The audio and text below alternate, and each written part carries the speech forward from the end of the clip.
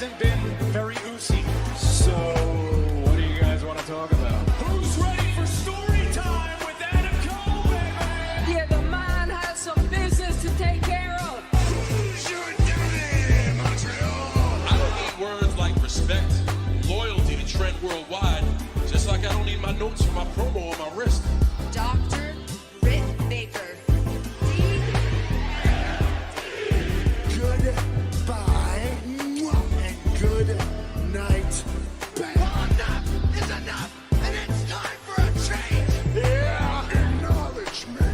Elites, everybody's talking about. Elites, everyone all over town. Elites, everybody's talking about. Elites, everyone all over town. Elites, everybody's talking about. Elites. What's going on, everybody? Welcome back to another edition of Elite's Pro Wrestling Conversation. I'm your host, Brad Steele, and we've got to talk about WWE Money in the Bank, which took place earlier today, if you're going by the time in America.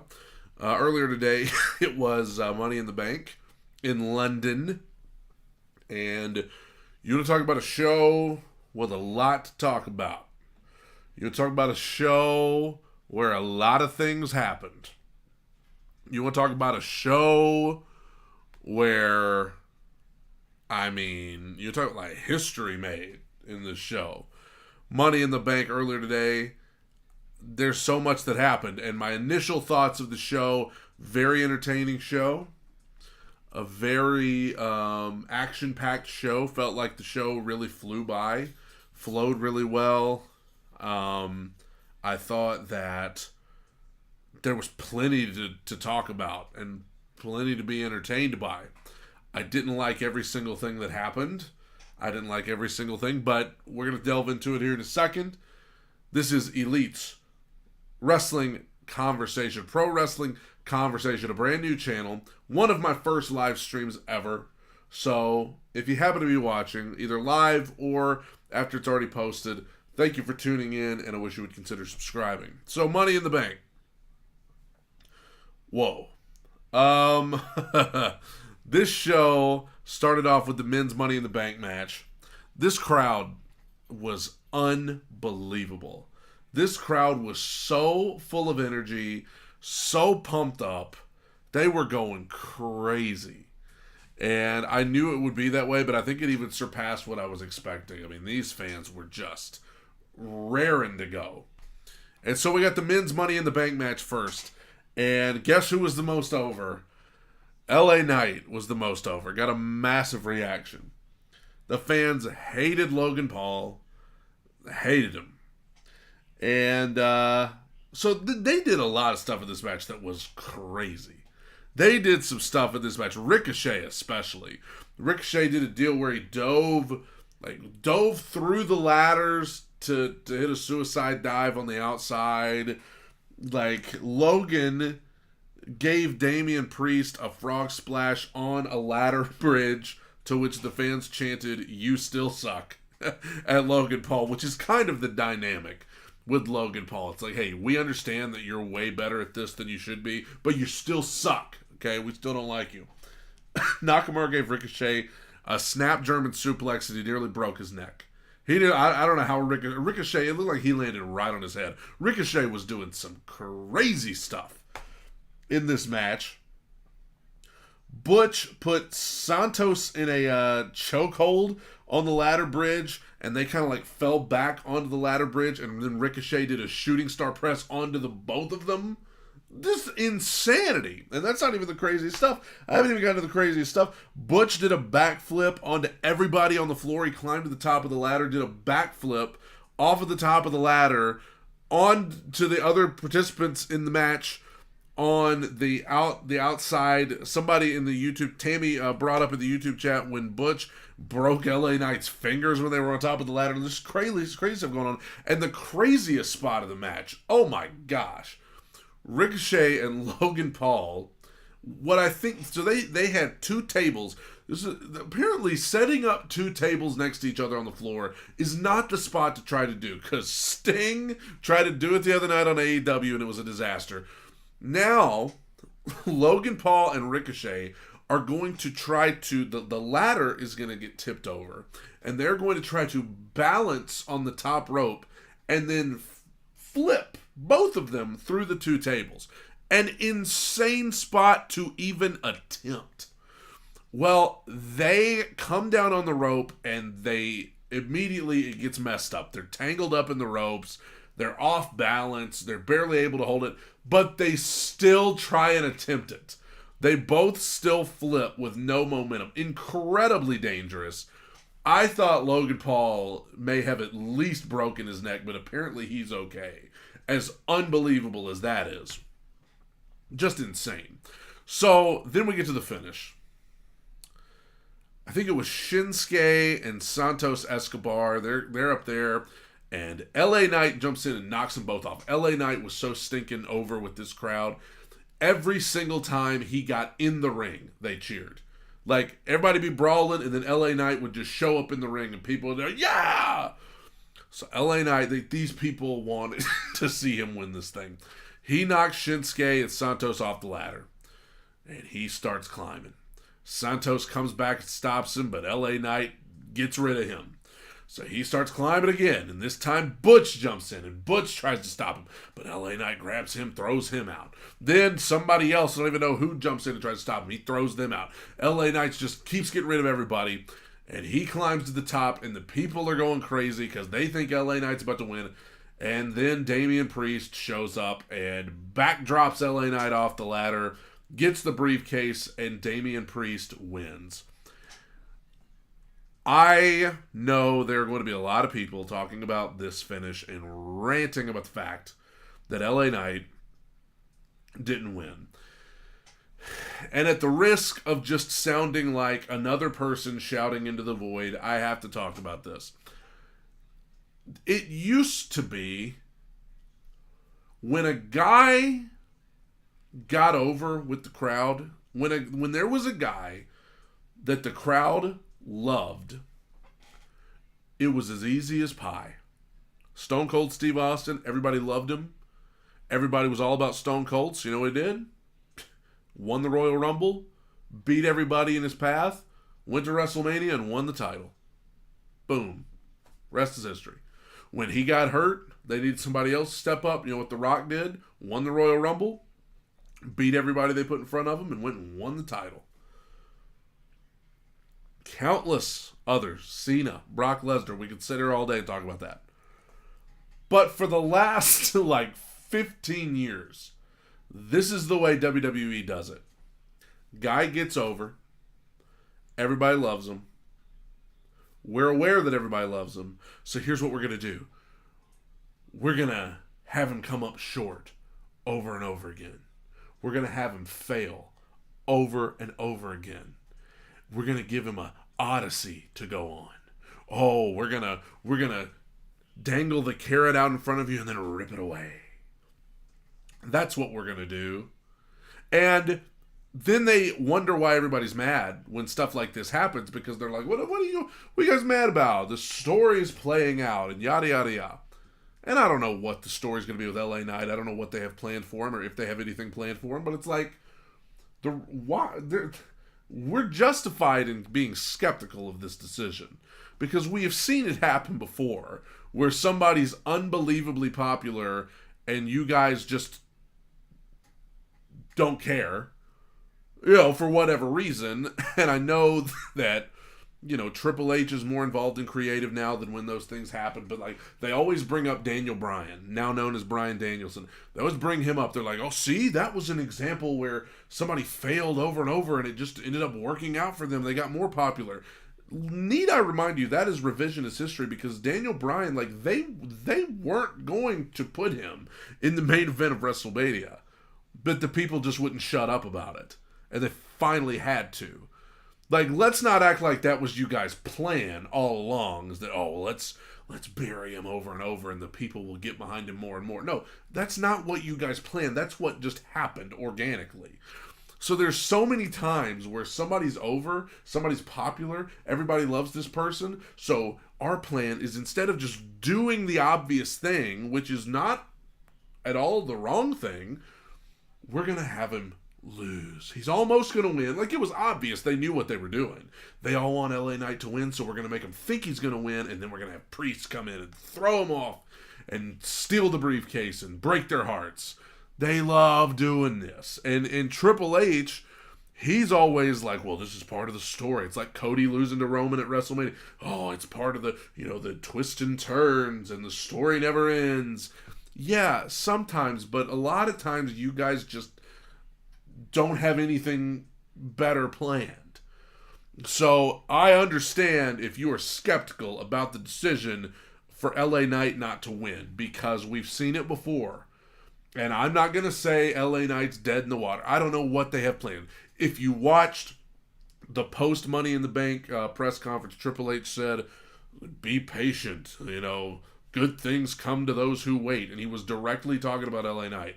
So I get it, but it is just a little aggravating, because we've WWE has overall been much improved over the last year, but you dangled the carrot with Sami Zayn and ripped it away.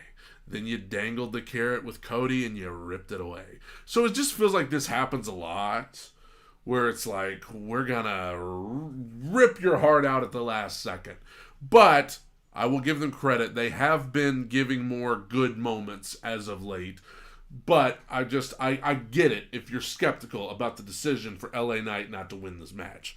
Nothing against Priest, though. I like Damian Priest. I don't mind him winning. But it's just like, when you're sitting there watching and the people are just going crazy for LA Knight, and you decide not to give the briefcase to LA Knight just to do it, I don't know. Priest won, and then we went on with our lives. Ronda and Shayna versus Raquel and Liv for the women's tag titles. This one, I don't know what the heck. I didn't see this coming at all. So they worked over Liv. Shayna and Ronda did for a while.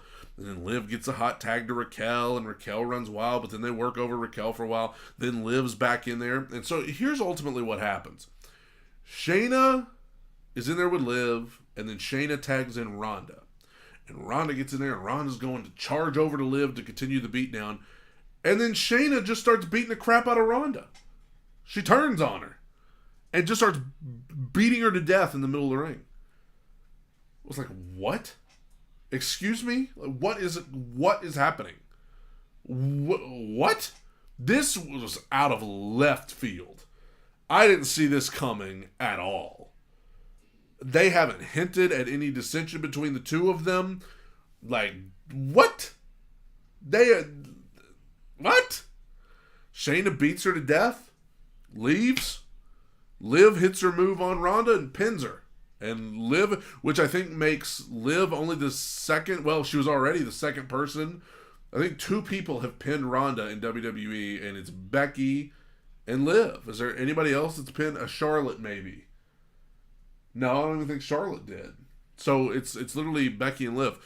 So they're the new tag champs. That's great. And I get, I don't want to speculate because I have no idea.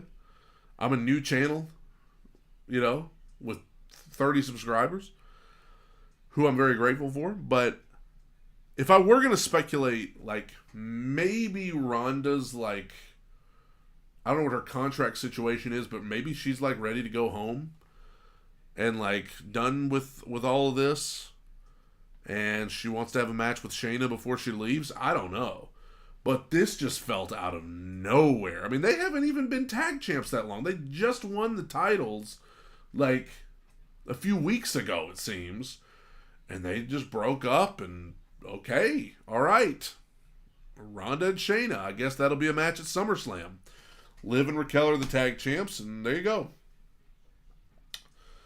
Damian Priest, I don't understand this. Damian Priest did a backstage interview where he was talking about all of the different titles that he could cash in his briefcase for. He's like, maybe I'll cash in for the Intercontinental title. Maybe I'll cash in for the United States title. Maybe I'll cash in for the World Heavyweight title or the Universal title. And I'm just sitting there and I'm like, I know we just did the thing last year where Austin Theory cashed in for the U.S. title, which was the stupidest. I still think that was so stupid. But as I'm watching this, I'm like, why would you even, if you were in that position, just looking at it as a realist, why would you even consider cashing in that briefcase for anything other than one of the top titles, being the Universal title or the World Heavyweight title? Why would you even consider the idea of cashing in that briefcase for one of the other? No knock on the Intercontinental title or the U.S. title, but if I've got that briefcase, I'm like, yeah, I'm going to tell you, I'm cashing in for either the World title or the Universal title, and I'm not even going to entertain the idea of cashing in. I'm not going to do what stupid Austin Theory did last year. Anyway, Matt Riddle versus Gunther for the Intercontinental title. I'll tell you what, this is 2 pay-per-views in a row where Gunther, it was in Saudi Arabia, it was against Mustafa Ali. This time it was against Matt Riddle. I was not excited about this at all. Like, going in, I was like, this is going to be a beatdown. But by the end, I was into it because Gunther, watching him in matches, he is just like a shark that is on the attack, and you can get the upper hand on him for a second, but he is right back on the, like, he is just like Michael Myers. He is like any evil, dastardly movie villain that just won't go away. He keeps coming back. And he beat Matt Riddle to death. And then Riddle finally made a comeback and got some near falls. I just need to see Gunther versus Brock Lesnar. I don't care where it is. I don't care if you'll do it at WrestleMania, Royal Rumble, SummerSlam. I don't care. I need to see that match before Brock Lesnar retires. Because, woo, Gunther chopped Riddle just all over the place. Went for a splash, but Riddle caught him in a triangle. That was a good counter. Gunther powered out, put him in a half crab. So the deal was that Riddle was selling his ankle because Gunther's been attacking his ankle on Raw. So Riddle's selling the ankle. He's got it all taped up. Gunther's targeting that the whole time, which is exactly what you would do in a real fight. And so Gunther powers out of this chokehold that Riddle's got him in. He puts him in a half crab. He's focused on that ankle. Gunther just starts slapping the guy's ankle. The guy's bad ankle. He is just punching it, slapping it, and then he just puts him in this form of an ankle lock. Riddle taps. Every time like Gunther has a match, there are times where I'm like, I don't believe Ali can beat him. I don't believe that Matt Riddle can beat him, so I'm kind of not into it. But by the time it's over, I'm like, dude, I got to give it up for this Gunther. And Matt Riddle too, but like Gunther, gosh, he is one of my favorites right now. He can just, it feels so real when he's in there. It's similar to a Brock Lesnar, where it's like you feel like somebody might actually get hurt. Because those chops, ooh. So afterwards, Gunther celebrating his win, and out comes the returning Drew McIntyre. Drew comes down, and they went nuts for him. For one thing, they're in London. Second of all, he hasn't been seen since WrestleMania. And so Drew comes down to the ring, and he has a stare down with Gunther, and he headbutts him, and he gives him a Claymore. And apparently that's your next feud for the Intercontinental title, Gunther versus Drew McIntyre. I know they just did that triple threat at WrestleMania, which was Sheamus, Drew, and Gunther.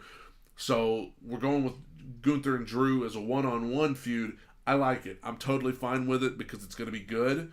It's going to be like something great for Drew to do. It's going to be a good feud for Gunther. Their matches are going to be stellar. And so I'm ready. I'm ready for that feud. That's a good feud. Good to see Drew back. And that's going to be awesome. I'm looking forward to that. Cody versus Dom. This, if you've ever been to a WWE house show or live event, as they call them now, this felt like a match at a live event. Like, because at the live events, they just have fun and they do goofy stuff in matches that make it fun. And that maybe you wouldn't normally see on TV. This kind of felt like a house show live event match because Dom, his whole thing is that he actually sucks. Like, he's a total punk who can't, like, do anything on his own. So he comes out with Rhea, who apparently is never going to defend that women's title against anybody but Natalya. And Dom and Rhea come down, and the people hate Dominic. Cody comes out massive. The arena sang Cody's song, but not just the whoa, not just that part. They sang the whole, like, adrenaline in my soul. Like, everybody singing it. It was awesome. And so they come down there, and Dom thinks he has a shot because Cody's still recovering from a broken hand, broken arm, whatever. And Cody takes the cast off to reveal he's all healed up, and Michael Cole's like, "Oh yeah, we heard from doctors that Cody's arm's pretty much healed." So Dom's now scared to death, and he tries to run away up the ramp. Cody goes, gets him, brings him back. So then Dom tries to leave through the crowd, and Cody goes and gets him and brings him back. So then Rhea has to get involved so that Dom can briefly get the upper hand. And Dom takes off the turnbuckle at one point while Rhea distracts Cody, and Cody made a comeback, but Rhea kept getting involved, on Dom's behalf. And then finally, Dom went for the 619. Cody caught him, gave him an Alabama slam, and then he hit him with a Cody cutter, and he hit him with crossroads, and he pinned him. And so Cody wins clean. So the whole idea is, like, the whole feud was about, man, if Cody ever gets his hands on Dom, he's going to kill him. And Cody finally got his hands on Dom, and he killed him. So, fine. Great. This was fun. It wasn't very long. It felt like something you would see at a house show or a live event. Didn't have a problem with it at all. The people hate Dom. The people love Cody. This was a fun little deal. Didn't have a problem with it at all. And then out comes, after they do a little break, commercial, whatever, out comes John Cena. What? Like, I'm saying, his music went off. I was like, is this a joke? Is this like a replay of a old Money in the Bank? John Cena comes out. People are stunned. They're going crazy. Nobody expected John Cena. I mean, this hasn't been, like, rumored at all. Nobody has been referencing John Cena at all. Well, out comes Cena. He comes down to the ring, and people are going crazy for him, and they're chanting, "Let's go Cena," and "Thank you, Cena," and all this stuff. Cena says, "You know what?" He says, "I'm here for you. I'm here for you, London." His whole reason for being here is that he wants WrestleMania one year to be held in London. And to be fair, the live crowd went crazy. Absolutely insane. And, he's all about, we're going to do a WrestleMania here. You guys deserve it. This crowd's amazing. The people in the back don't like a lot of these chants you guys do, but I think it's great and all this. So everybody's going crazy. They want WrestleMania in London. Out comes Grayson Waller. Grayson says, hold on now. He's like, if we're going to do a WrestleMania in another country, in another, forget here. We need to do a WrestleMania in Australia. And ultimately, all the people are just brutally roasting Grayson Waller with their chants. I'm not going to repeat them, but Grayson gets in the ring. He's offering Cena. He's like, listen, last time you were here, you got beat by Austin Theory. Then before that, you got beat by Roman Reigns. Then before that, you got beaten by The Fiend. So I'm going to do you a favor, Grayson says. He says, when we do WrestleMania in Australia, I'm going to invite you to be a guest on the Grayson Waller effect because you could use the rub. And Cena is like, no, forget it. And Cena just goes right back into John Cena mode. He's like, oh, we're going to do it in London. And Grayson Waller attacks him and beats him down a little bit, and then Cena hit him with an AA, and that was it. So I don't know what the purpose of this was, but I would imagine it was really awesome live. Good to see Cena, of course. And honestly, this is kind of weird, but like I feel like Grayson Waller got more out of this segment with John Cena than Austin Theory did by beating John Cena at WrestleMania earlier this year. Like, I feel like Austin Theory beat John Cena at WrestleMania and nobody cares. Nobody cares. It did nothing for Theory. I will have to see where it goes, but like I feel like this segment potentially actually elevated Grayson Waller a little bit, you know? So, we'll see. But it was good to see Cena. I don't know what the point of this was. I know Cena said he doesn't have many matches left. I'm going to take a stab at this. This is my guess. It's a total shot in the dark. This Friday on SmackDown, the Grayson Waller effect guest is going to be Edge. Edge is one of John Cena's biggest, greatest rivals that he ever had. Edge has said he's about to wind it down. Could it be SummerSlam, Edge's retirement match against John Cena? That's just something I'm throwing out there. What are the odds that Cena has a segment with Grayson Waller at Money in the Bank, and then immediately following that, Edge is going to have a segment with Grayson Waller? I don't know. Maybe I'm reading too much into it, but that would be an appropriate retirement match for Edge. We'll see. So, then we got the women's Money in the Bank match, which admittedly I thought kind of started off a little slow. It was weird because Io did a moonsault off the top of the ladder onto all the other girls, which was weird because Butch just did the exact same spot in the men's Money in the Bank match earlier. Trish appeared to hurt her nose. She and Becky had a bunch of big stare downs and brawls, and Becky was running wild for a while. She set up a ladder bridge between the ring and the announce table, laid Zoe on it, and then Becky did a big move onto Trish, onto Zoe. And then Zoe ends up on the ladder, and Zelina goes up there with that flip-flop. She calls it something else. I mean, and Zelina's just wailing away on Zoe with that flip-flop on the ladder. And, like, now Cole's talking about it. So apparently that is Zelina's thing. She has a flip-flop. The flip-flop of doom. Zelina, this was probably the craziest spot of the women's Money in the Bank match. Zelina gave Zoe a code red. And how Zoe Stark was able to walk away, I have no idea. Because, I mean, it's pretty much a kind of a sunset power bomb onto this ladder bridge that was set up between the ladder and the rope. I mean, Zoe hit that thing hard. Oh my gosh. I have no idea how she even was able to get up after that. So Io was about to win, but then Bayley knocked her off the ladder. And you know, Bayley kind of sold it with her face like, I didn't want to do that, but like, I want to win, and you were about to win. So it ends up, I loved this finish. Bayley and Becky are climbing the ladder. And they're trying to, you know, fight each other to get to the top. And somebody earlier in the match had introduced handcuffs. I don't remember who it was. But Io comes in with handcuffs. And she reaches through the ladder and she handcuffs Becky and Bayley to each other in between the ladder.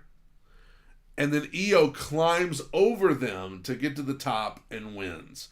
I loved that finish. I thought that was so clever and such a good way. Like, you've never seen a ladder match in that way. I loved that.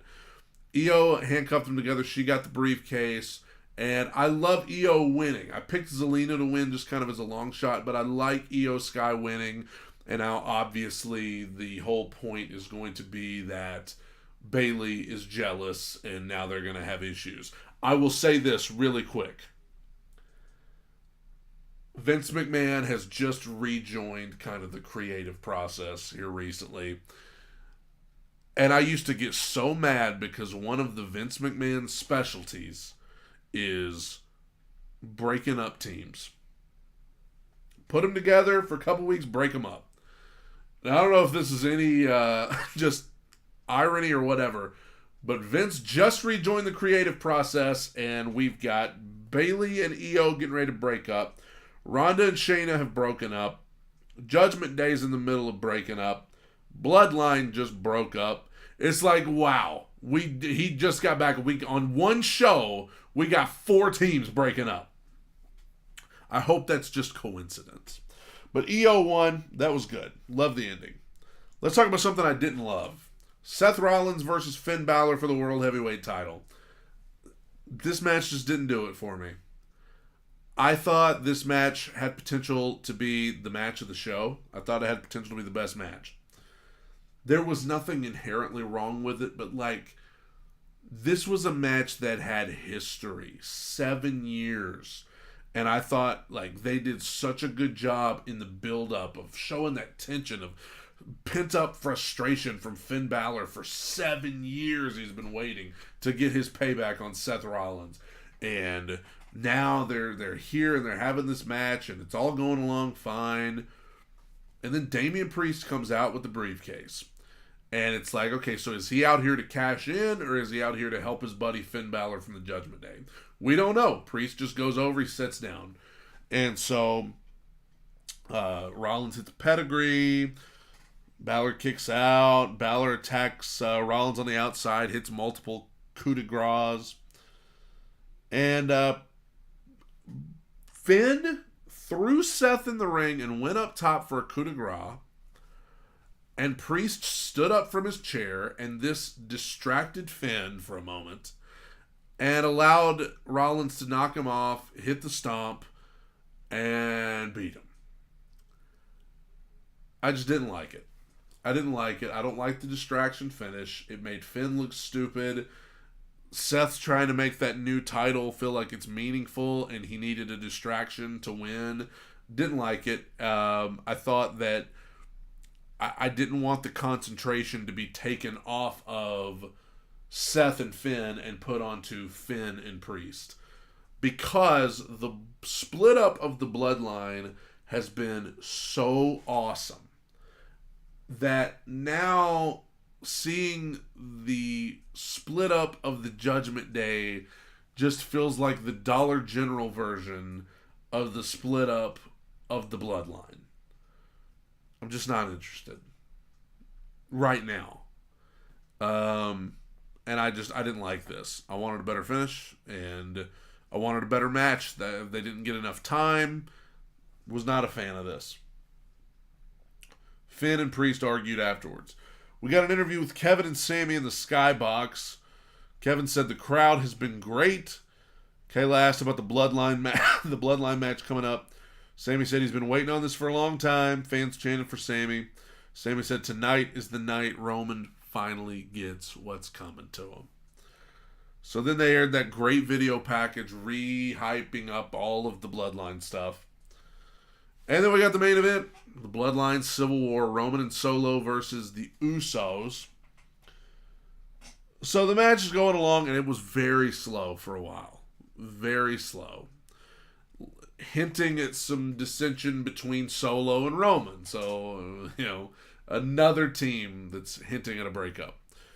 But, Solo was in there, and Roman tagged himself in, and Solo was bothered by that. And the Usos had the upper hand. This frustrated Roman, and he had to go seek counsel from the wise man. And the wise man said, if you don't get it together, your sons are going to be eating at his table, pointing at Jay. Roman couldn't have that. So for the next, felt like 20 minutes, Roman and Solo just beat Jimmy Uso to death. They beat him and beat him all over the place. And Jay finally tagged in and the match picked up, thankfully. Roman hit Jay with multiple Superman punches. Went for the spear, but the Usos hit him with a double spear. Solo broke up the pin. That was a great spot. They had a stare off, and Jimmy hit a couple kicks, went for a splash, but Roman caught him in the guillotine. And the people in the live crowd, it seemed like they really thought this might be the finish. Because Jimmy was fading and his arm was going. And when his arm stayed up, when the ref went to do it, it was like, oh, thank God. Everybody was like, oh, thank God they're still alive. So, of course, it's a Roman Reigns match, so there was a ref bump. Because, of course, there's a ref bump. It's a Roman Reigns match. Usos hit a 1D, but there was no referee. And the fans were so frustrated, you could hear them. They were like, "You telling me that they're gonna this is gonna get stolen from them like all the others?" So Jay got a visual pinfall on Roman, and Roman and Solo both hit a Uranagi on each guy. Referee's still down for all of this. Solo spikes Jimmy. Romo, not Romo. That's a former Dallas quarterback. Roman speared Jay. Ref is suddenly back up, and Roman, who earlier in the day said on Twitter, he said, "I'm going to smash him. I'm going to stack him just like I did to Edge and Daniel Bryan at WrestleMania, and I'm going to pin him." Well, he tried. He stacked them on top of each other, and I really thought that was going to be the finish. I was like, dang it. He's going to do exactly what he said. But both Usos kicked out. That was awesome. Both Usos kicked out at the same time. People went nuts. So they both go back on the offensive, beating down the Usos, and Solo put Jimmy on the announce table and did the Umaga run across the barricade to splash him, but Jimmy moved. Solo crashed through the announce table, and now Roman's all alone. He and Jay did this deal. This is another great near fall. Super kick, Superman punch, super kick, spear, Jay kicked out. Awesome. And when he kicked out, he gave Roman a low blow. We saw this at some point in Roman's title reign when he was facing somebody. When he kicked out, he kind of used it as an opportunity to take a cheap shot. So Jay did that to Roman, used his own tricks against him. They kicked Roman over and over, and then Jay hit a splash, and he pinned him. He pinned him. 1, by God 2, by God 3. Roman Reigns, who has not been pinned in 3.5 years, finally pinned by Jey Uso. The place went ballistic. Everybody going crazy for this. Jimmy wanted to go help Roman up, but Jay stopped him. And the show ended with everybody celebrating. And the Bloodline knocks it out of the park again. Unbelievable. These guys. And Roman Reigns has been pinned, and I'll say this, man. I was as mad as anybody when Cody lost to Roman at WrestleMania. But what they have done, and I will give them credit for this, what they have done is they have created numerous monumental moments. Instead of just the one big monumental moment where he's pinned and loses the titles, now we've had him lose a match in Saudi Arabia, but he wasn't pinned. But then we have now had him get pinned, and now we still have the moment somewhere down the line where he's going to lose the titles. My gut feeling is it will be Roman versus Jay at SummerSlam. Jay is probably not winning that match, but he got the visual pinfall. Everybody went crazy, and that was money in the bank. And what a show. I didn't like Rollins and Balor. I was a letdown to me. Wish LA Knight would have won. Outside of that, I thought it was a great show. One thing I will say about Triple H, since he took over, the pay-per-views are always solid. Like, you think about their pay-per-views this year, every one of them has had a huge moment that you remember, at least one. Royal Rumble, you had Sami Zayn turning. Elimination Chamber, you had Roman and Sami for the title. WrestleMania, you had a ton of different things. Backlash, you had Bad Bunny and all that stuff. Saudi Arabia, Night of Champions, you had Jimmy turning on the Bloodline, and now this. Triple H, knows how to make the pay-per-views a big deal, and he knows how to make it worth your time to watch. So, kudos for that. That's Money in the Bank. That's Elite's Wrestling Conversation. Thank you all for tuning in. I hope you have all had a great day, and I hope you enjoyed Money in the Bank. Thank you guys for watching, and I will be back very soon with more wrestling talk. I guess Monday for Raw. Thank you guys. God bless you. Bye-bye.